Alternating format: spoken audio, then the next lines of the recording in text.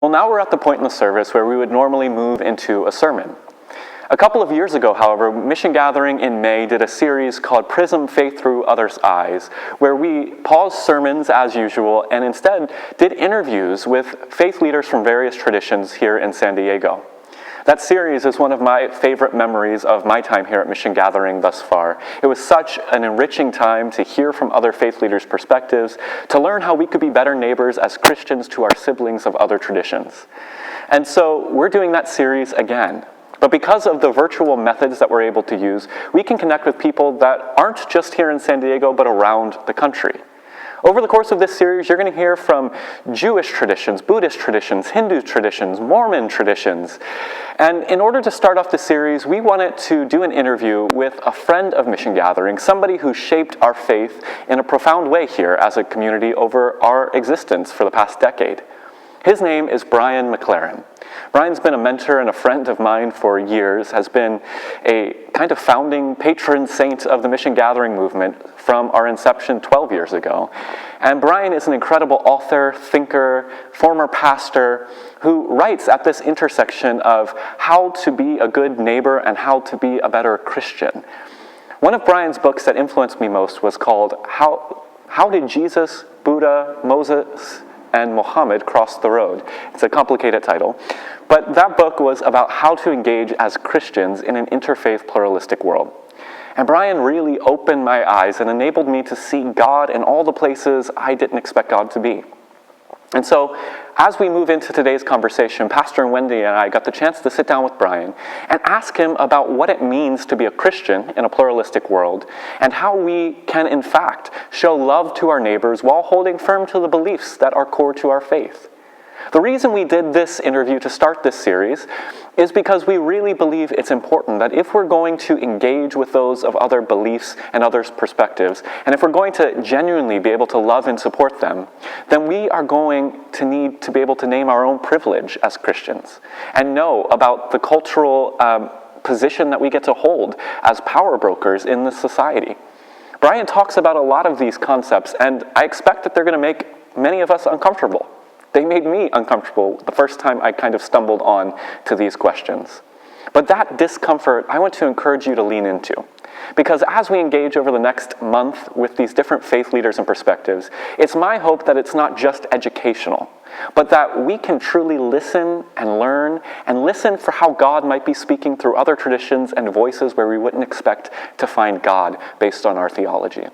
This is going to be a time, I believe, of expanding our faith, expanding our mind, and truly helping us learn how big and beautiful and diverse our God is.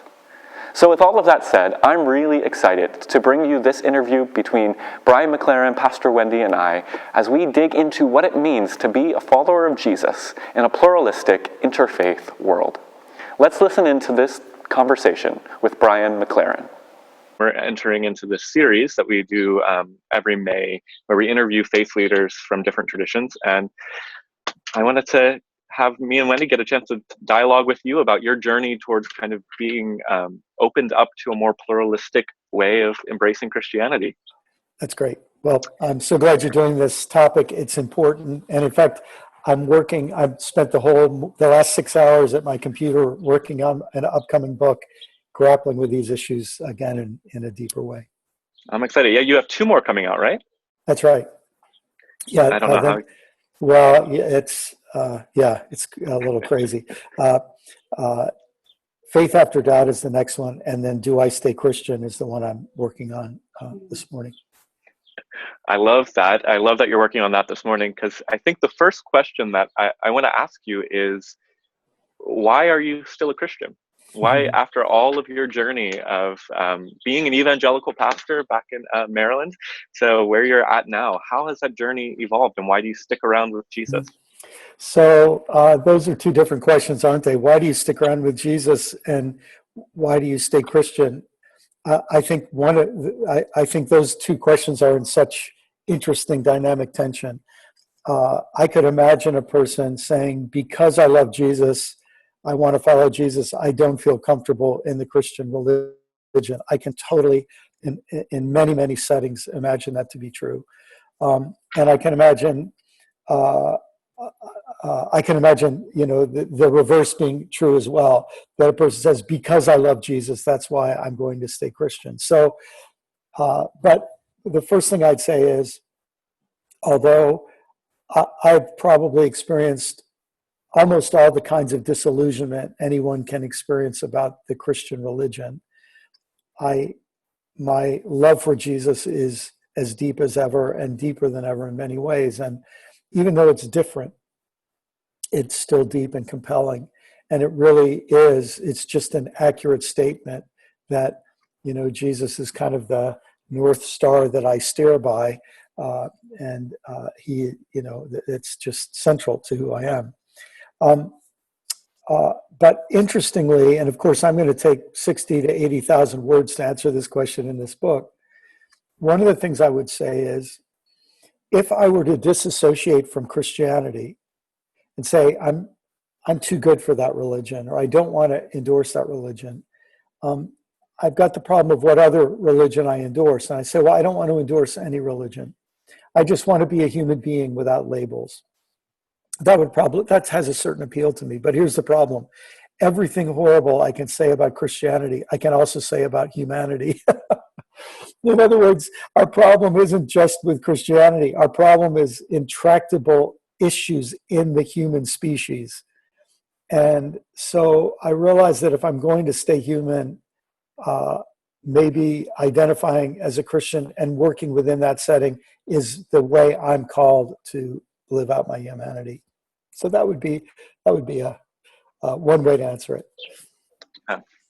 So I really resonate with that connection to Jesus. And I spent, just a little bit of background, the first 15 or 20 years of my active Christianity as a young adult, feeling like I was the anomaly and the apostate and spiritually deceived. And it was your work and Tony Campolo and Jim Wallace, like after really feeling like I was the only liberal Christian in existence in the country, realizing that there were more of us. How do we, first of all, it seems like I think we get isolated in our societies and feel like, okay, we've arrived, we're doing better. But when we look at the world, it seems like we're not. My question with that is, are we? How do we navigate that? And are we better now at making people aware of what the true call of Christianity is, or are we 10 steps back? Yeah. Well, that's exactly the language I was about to use, that language of a few steps forward and many steps back. And, obviously it's so hard to make generalizations about history, but that does seem to be the way we go in history. We take a few steps forward, and then there's a counter-revolution, and we take some steps back. But often that then sets the stage for more steps forward. In fact, one way to understand a conservative and a liberal or a progressive is to say what one calls a step forward, the other calls a step back. So they're in this constant stress and constant struggle. And you might say that there are certain positive elements of the struggle. If progressives didn't have conservatives on their heel, they might take some risks and make some changes that are ill-advised and harmful. If conservatives only hunkered down all the time, they would be, stuck where they are. In fact, one way I sometimes define a conservative is a person who tries to conserve the gains made by 3 generations ago of their progressives. So, part of this is just inevitable. But I think one of the myths that all of us who identify as progressive are prone to is the idea that progress is inevitable and that progress is incremental. And I just don't think it's that way. I think progress has fits and starts. Sometimes it's gradual, sometimes it jumps, sometimes there are setbacks. And that unpredictability, when you put things in a big time frame, that unpredictability, what it does to me is it makes me not be able to be complacent. If I think, everything's going to get better, in a sense, that takes me off the hook. Or if I think, everything's hopeless, it takes me off the hook. But to know that my life matters with how these things turn out, that keeps me in the game. Totally. I love that. And I think it's a good wake up call also. I mean, because you're right, we are prone to just think we have our own versions of our own fundamentalism, right? Where we just think that we're leading the way and we're going to keep progressing forward. Yeah. And there's stuff to be learned from people in all the different levels of development and perspectives. And kind of with that, a couple years ago when we first did this series at Mission Gathering, if I was in the audience watching this happen in a Christian church, a pastor bring in a Muslim imam or a Buddhist nun, I would have been terrified. I would have thought Right. that this was, and I actually got some emails back then saying, you're bringing in false prophets into the house of God. Yeah. How do you speak to people who are fearful of people of other religious perspectives, and how do you overcome that fear? Yeah. Okay, those are two great questions. How do I speak to people like that? The first thing I would say to them is I would say something like this, knowing that it wouldn't work, it wouldn't help, but I think it's still maybe the most helpful thing I could say, is I'd say, look, as someone who follows Jesus, I'm called to love my neighbor as myself. And Jesus makes it clear without any question that my neighbor includes the outsider, the other, the outlier, the outcast, even the enemy. And if I love my enemy, it's probably a good idea for me to converse with my enemy. And converse means talking and listening. And so if I were in your shoes when this comes out and people feel upset about this, I might say, I'm helping you to love your neighbor by giving you a chance to listen to your neighbor in a loving way, the way you would want to be listened to. I'm not bringing this neighbor in to say, let's believe everything that neighbor believes. But I'm bringing this neighbor in for us to be hospitable, to practice Christian love, especially in a context where if I bring in my Muslim neighbor, there are many Christians who are persecuting Muslims right now. If I bring in my Jewish neighbor, every Jewish mother in America wakes up knowing that there are white Christian nationalists who will make put her child's life and freedom and well-being at risk. So as an act of love, if I don't listen, what's wrong with me? So that would be the place I would start. I know that wouldn't solve all the problems. And if we were to get to what the deeper problems are, Wendy and Brandon, I think the deeper problems are a problem in Christian theology. And here's the way I would say it. Christian theology, long ago, embraced an idea that I think is anti-Christian. It's anti-Christ. It is Christian in the sense that Christians have held it for half of our history, at least. But it's what I would call Christian supremacy. We all know about white supremacy. Well, in some ways, it's hard to tell which is the chicken and which is the egg. White supremacy and Christian supremacy are very, very deeply fused because they both have their origin in Europe. But what I realized, in fact, as I was writing this book on doubt, I got to the end of the book and I had an aha moment. And I didn't even mention this till the end of the book because I didn't want to go back and sort of spoil the surprise. But as I finished the book, I realized my path of doubt was trying to get me to the point where I doubted supremacy. I doubted the idea of supremacy. And when I think of all the pain that I've gone through in that doubt process and all that I've lost, the gain of losing supremacy is the greatest gain of all. I would never want to hold supremacy anymore. It's just not something I want. And of course, as soon as I say that, I think of Philippians 2, that whole message about Jesus imaging God, not by grasping at supremacy, but by pouring out supremacy in loving service.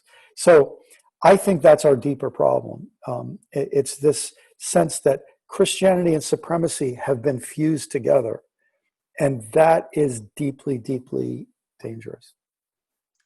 And so I could go in 10 different directions with questions I have connected to that fear that perpetrates and how damaging this is to especially people in our community. I mean, we are always countering this rhetoric of you're not good enough, God doesn't approve of you, God doesn't love you, and then the damage that that Yes. so many people that we know are still living with, even in that moment, like you said, of realizing the grace that we experience through Jesus, Yes. that we still can't internalize that.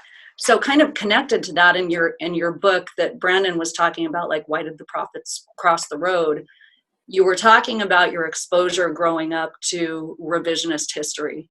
Yes. And we are seeing that more than ever right now. I've kind of done some homeschool co-oping with my kids who are now older teenagers, and realizing that not just Christian curriculum, but in red states, the Yes. way that we are intentionally perpetrating that fear and that revisionist history through textbooks.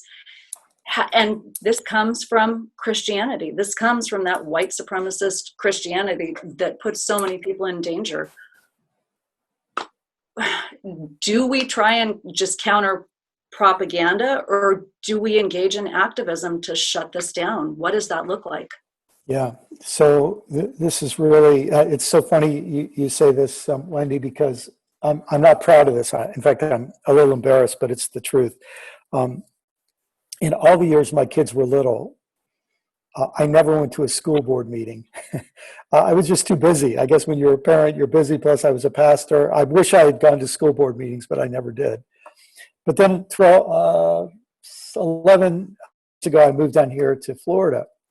And the local school board was throwing out a textbook because they felt it was unfair to the Texas Rangers. Now, if you know the history of the Texas Rangers, you could describe some of their activities as white terrorist activities against brown Mexicans. And so I decided I've got to show up, and I joined a protest. And it was also, protesting science and stuff like that. These textbooks, the school board was being asked to throw out textbooks that just had good science in them, So good history and good science, we've got to throw that out. And so this is the struggle. But here's the interesting thing, that because of our Christian background, we know at the end of the day, the world changes when beliefs change. So struggles over beliefs, when we're struggling to challenge beliefs, it's not just an esoteric waste of time. It actually is where change happens. Let me maybe give two examples, one positive and one negative. When I was a boy, I grew up during the civil rights era. And in the 1960s, progressives in this country, led by Dr. King and other Black leaders, succeeded in changing the laws. But we didn't change the beliefs of an awful lot of white people. And so as a result, even though we changed the laws, the beliefs have gone unchallenged. Now, I still think we did the right thing to change the laws.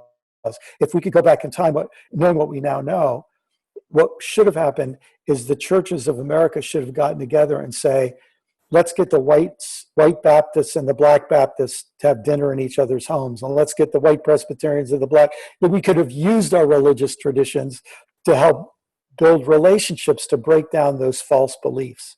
Because false beliefs, prejudice beliefs, only remain when you don't have actual personal contact, right?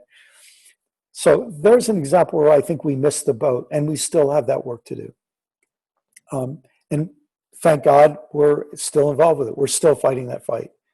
But what's interesting to me is in the LGBTQ issue, that battle happened, and the laws were changed about marriage, for example, and in many places for discrimination. But simultaneously, a really effective campaign went on through the media, through the arts, through a coming out, a whole sort of protocol for coming out, where now almost any American who has had at least one friend or family member come out to them, their beliefs begin to change over time. And by the time it's 2 or 3 or 7, you can almost guarantee their beliefs will start to change. And this is our challenge. And this is, so what I would say is the political battles, they're important. I don't think it's one comes before the other. It's system change, and system change requires both kind of the public struggle and the relational struggle. Does that make sense? And that applies to prejudice against Muslims, prejudice against Jews, atheists, Hindus, Wiccans, whatever it might be. Totally.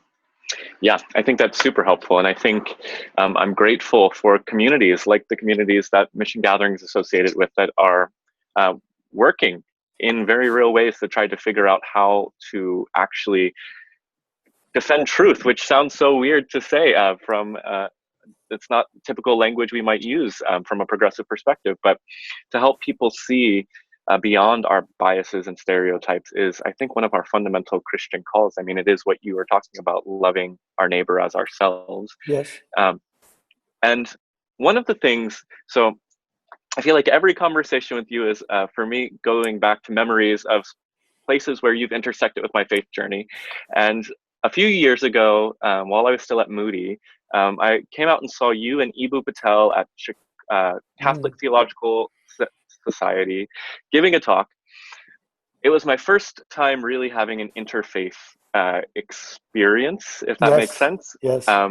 And one of the things that was brought up in that conversation was among progressives, there's this idea of kind of being cafeteria-like with our spirituality, going around and saying, I like a little of this Buddhist, I like a little of this Jewish tradition, I like a little of this Christianity.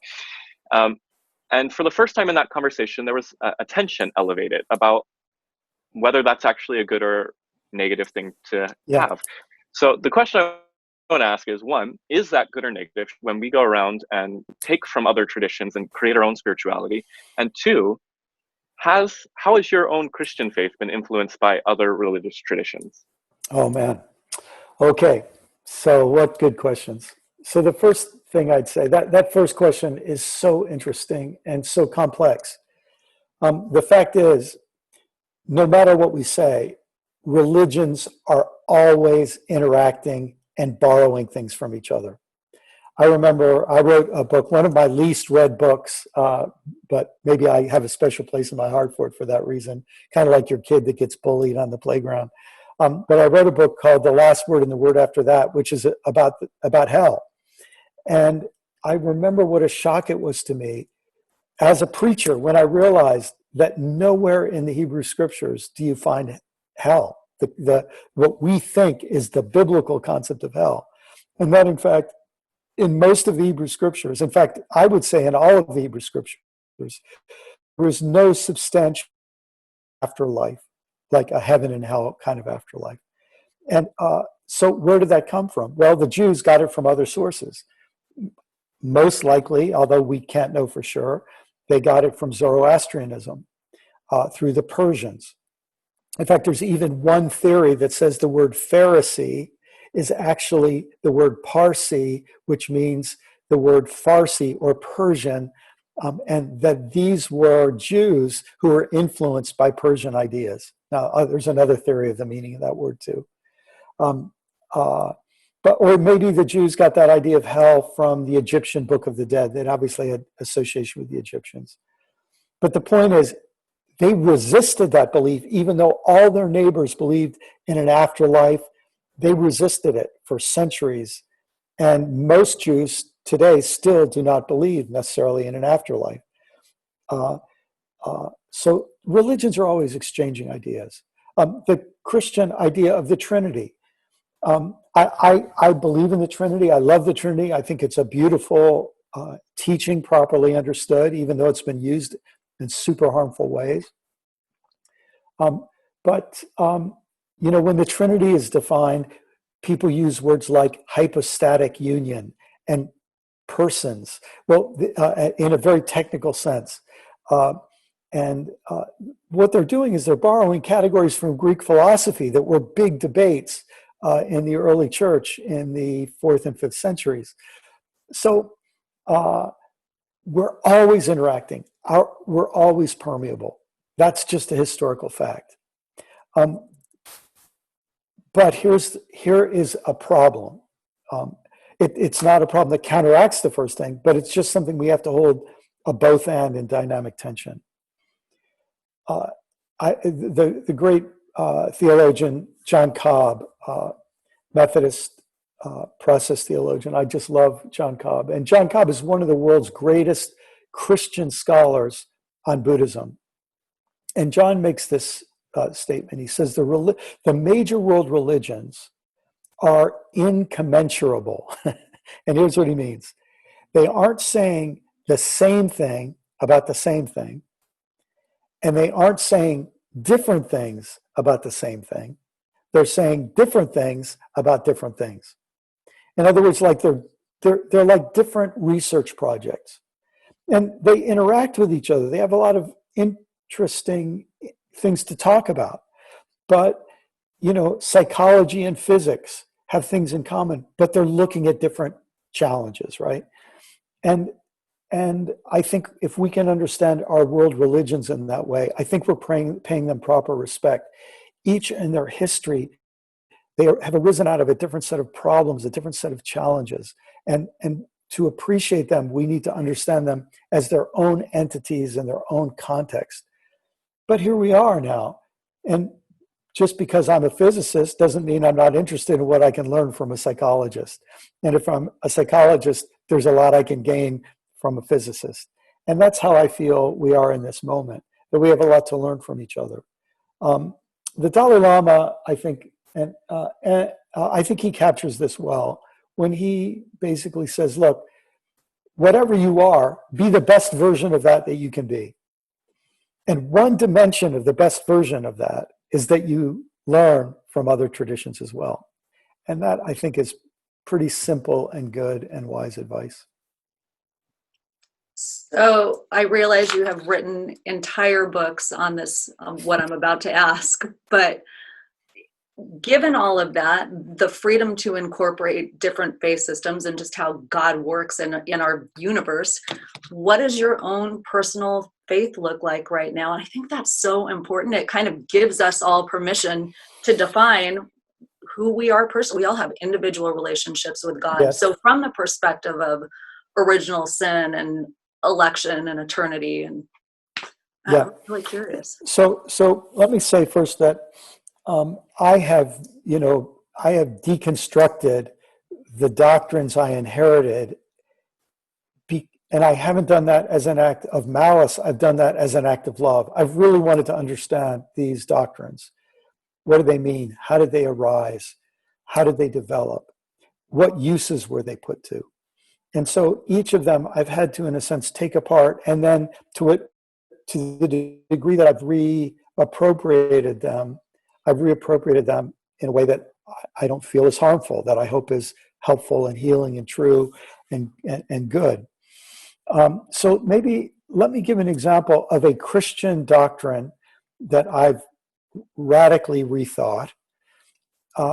And then maybe I could give an example, because I don't think I answered this part of Brandon's question. What's an idea from another religion that has been helpful to me as a Christian? So let me take the doctrine of the Trinity, which is not, in the Bible, although people use the Bible to defend it. It's a doctrine that arises in Christian history for very understandable reasons.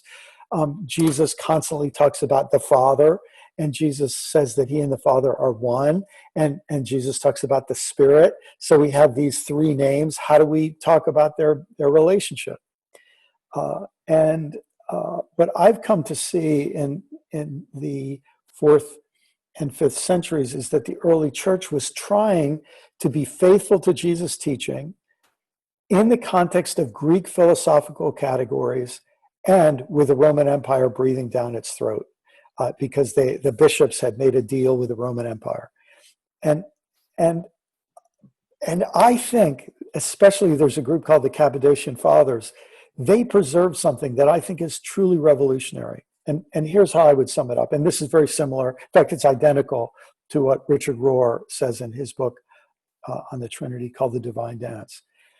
But I love the doctrine of the Trinity, because I don't hold it in a way to say, if you're Jewish and you don't believe the Trinity, you're going to hell. To me, that's ridiculous, right? I don't even think in those terms anymore. But the reason I cherish and meditate on and love the doctrine of the Trinity is because first of all, it takes the idea of an absolute monarch and it deconstructs that idea. So many people want to see the universe as a pyramid with one, it's like on the dollar bill, a seeing eye on top who controls everyone else. And it's sort of the way our economic structure is designed, with the 1% at top, and the 90%, 99% with crappy healthcare and, fewer rights. And no, this says no, that monarchical view of the universe isn't right. The essence of God is not domination of one over others. Father, Son, Spirit is a relationship. It's not domination, it's relation.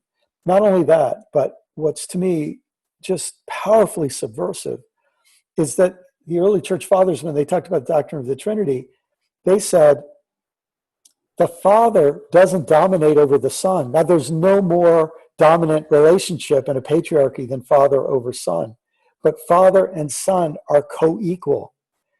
That's a remarkable statement that everybody who learns about the Trinity learns, but we don't realize how revolutionary it is. This is getting rid of domination. So it's not like chain of command. The Father and the Son tell the Spirit what to do. No, Father, Son, Spirit says that God is dynamic. God is relational. God is non-patriarchal, ironically, non-hierarchical. And that to me is a beautiful, it feeds into what a lot of people call process theology, that there's actually a life of God. And so that to me is very powerful. Let me give one quick example of a doctrine. Let me take one from Buddhism. And first, I can tell you, like right now, as we have this conversation, we're at the beginning of the season of Ramadan, a Muslim season of reflection and prayer and fasting. And some years ago, I won't go into the whole story here, but I have some Muslim friends, and I felt moved in my heart that I would try to participate in the Muslim fast month of Ramadan. So that means you don't eat between sunrise and sunset. Well, I have to admit, I was a little fuzzy on sunrise and sunset, but I for that month joined in that process, and it was a deeply meaningful process, just as a spiritual practice. And I'm thankful, and in fact, every Ramadan that comes, I feel a little sorry that I'm not doing it again, and maybe someday I will. But there's a Buddhist idea. It's called the principle of no independent origination. And the basic idea of this Buddhist principle is that when the conditions are right, something can happen. And when the conditions are not right, something cannot happen. That everything that happens is connected to every other thing, because we're all in this web of events and connections. Well, that idea I was introduced to as a terrible idea because it said that miracles aren't possible, and because in the framework of Christian understanding that I inherited, miracles involved something happening with no cause. And now I came to see, you know what, I don't have to define miracle that way. and in fact, this principle from Buddhism has helped me. In many ways, it's the essence of what we now call systems theory or systems thinking. And I'm so grateful for the insight that came to me as I grappled with the tension between a Christian and Buddhist idea, and some light flashed for me from the Buddhist idea. Totally. Wow, so much there, but I'm grateful for it all. And kind of as we come to land the plane, I think one question that is interesting that I'm thinking about as you speak is, I know that currently you're involved, both obviously still writing about faith, and of course a truck drives by right now, but it's okay. So you're involved in this faith world, you've been involved in this faith world, but you're also starting to engage politically, you've been engaged politically, but now vote common good. And this is a critical moment for all of us to be engaged as people of faith in this political process. I wonder how, from an interfaith perspective, what is the importance of the average Christian in our congregation here at Mission Gathering engaging in the political process on behalf of our interfaith neighbors? If that question makes sense, yes, what is the utility sense there? Yeah. So let's flip it around for a minute. Let's imagine that we were Jews in Israel and we were occupying Palestine. at that moment, to be a good Jew would mean you would vote not only for yourself, but for the interest of your neighbor. So you would be an Israeli citizen who voted with a concern for the well-being of your Palestinian fellow citizens or neighbors. You can imagine yourself being in Burma or Myanmar, Buddhist majority, Muslim minority. To be a good Buddhist would mean you would vote with the concerns of your Muslim, the Rohingya people, as a concern that you shared. You wouldn't want your vote to hurt a religious minority. Well, come back to the United States. If you're a Christian, especially if you're a white Christian, and you only vote for what makes sense to you as a white Christian, I can pretty much guarantee that you're a bad Christian. Because a good Christian would not vote for his self-interest, but would also be concerned with the interests of others. That's what it says in Philippians chapter 2, if you want a Bible verse for it. It's really worth reading. So that means that, in fact, I just yesterday was on a phone call with a rabbi and a Jewish activist who are basically saying, what can we do to get a message through to evangelicals that if they vote for white nationalists, they're putting us and our children at great risk? They think, they buy this propaganda that if they support certain candidates, they're supporting the state of Israel. But they don't realize those people are using the state of Israel to boost a white Christian nationalism that is right under the paint, is anti-Semitic as they come. So this is where, again, if we never listen to our neighbors, if we only encounter them to preach at them, or if we avoid them, we never listen to them. We don't know what their interests are. We don't hear their fears. And we cannot be good Christians if we don't listen from our hearts to the hearts of our neighbors of other faiths. That's so powerful. And I do hope for our community watching this right now, that's the call that I feel like we're being called into in this series in particular, to listen, to learn, and then to not just allow this to be for our own spiritual nourishment, although it is, but to actually take this good news, this pluralism, this bigger way of seeing the world and creating justice to our neighbors. So Brian, I want to thank you so much for taking time to be with us this morning. And as always, so inspiring, so helpful, and we're just grateful. I want to say it was all I could do not to give you a standing ovation. Those last comments, that's so important. I also want to say thank you for the permission to engage other faith practices. That's such a beautiful and unifying thing. And I can't believe that we're not basis. Yeah, I didn't get to mention that one of the other problems, especially for white people, is that we're famous for something called appropriation. And we don't want to appropriate in ways that's why I think anything that we embrace, we should first, whenever possible, do it in consultation with our neighbors of that other faith. And we should understand it deeply enough that we're not just appropriating it. And of course, that's what we would want, as doing unto others as we would want them to do for us. I want to share every treasure I can of my faith with other people. But I don't want them to just sort of put their brand on it.